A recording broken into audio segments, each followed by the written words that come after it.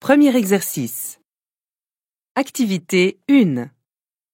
Tournu, qu'il convient de prononcer sans son S final, est une jolie petite ville du sud de la Bourgogne, dont le nom est pour beaucoup rattaché au seul panneau indiquant sa sortie sur la 6.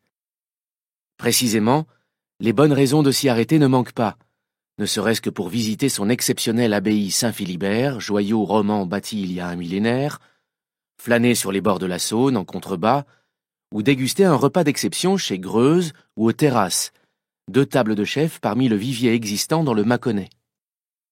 C'est autour de ce thème convivial et généreux de la gastronomie que Gérard Pont, patron du Festival des Francopholies de La Rochelle, a choisi de donner vie à un nouvel événement, les Franco-Gourmandes, dont la première édition se déroule les 2 et 3 juin et attend de 5 à 6 000 visiteurs, avec l'objectif de doubler la mise les années suivantes, la capacité d'accueil du site, baptisé Grande Prairie de Tournu, s'élevant à environ 12 000 personnes. Les Franco-Gourmandes à Tournu, c'est d'abord une histoire d'amitié, raconte Gérard Pont, qui n'est pas lui-même un habitué de la région et doit son implantation à Kevin Douvillier, programmateur à La Rochelle qui, lors d'un week-end bourguignon chez un proche, a le coup de foudre pour les paysages et les saveurs de ce coin de France, où le poulet de Bresse le dispute au bœuf charolais, aux fromages affinés et au vin du Mâconnais.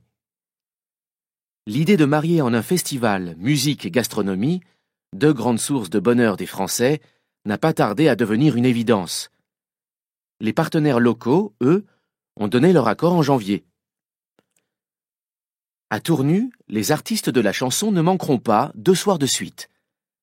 Samedi 2 juin, après les Brigitte, à l'heure de l'apéritif, le public dégustera la délicatesse de Camille, en guise de hors-d'œuvre, l'énergie aux épices voyageuses de Charlie Winston en plat de résistance, et le swing tonitruant de Caravan Palace au dessert.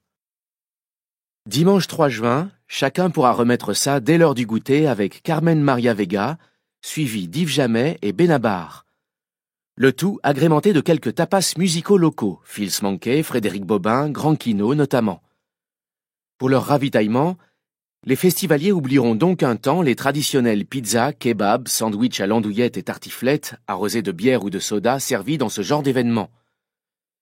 Les artistes du fourneau seront de la fête, sous la baguette du chef étoilé Jean-François Piège, tout mieux, parrain de cette première édition.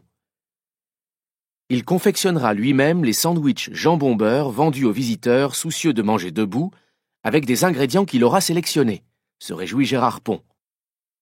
Pour ceux qui voudront s'asseoir et prendre leur temps, une allée des chefs sur le site propose des menus à moins de 25 € concoctés par des chefs régionaux. Cédric Burtin, Johan Chapuis, Florian Giraud, Sylvain Goyer, Valérie Melien et Jean-Michel Carrette. Ils se passeront le relais à raison de 3 toquets à chaque repas. Et pour les éditions suivantes, Gérard Pont songe déjà à inviter des régions étrangères, musiciens et cuisiniers. On parle déjà d'une cuvée 2013 à tonalité et fumet transalpin. Les 2 et 3 juin à Tournu, tarif concert 28 € la journée, 45 € le pass 2 jours, gratuit pour les moins de 12 ans.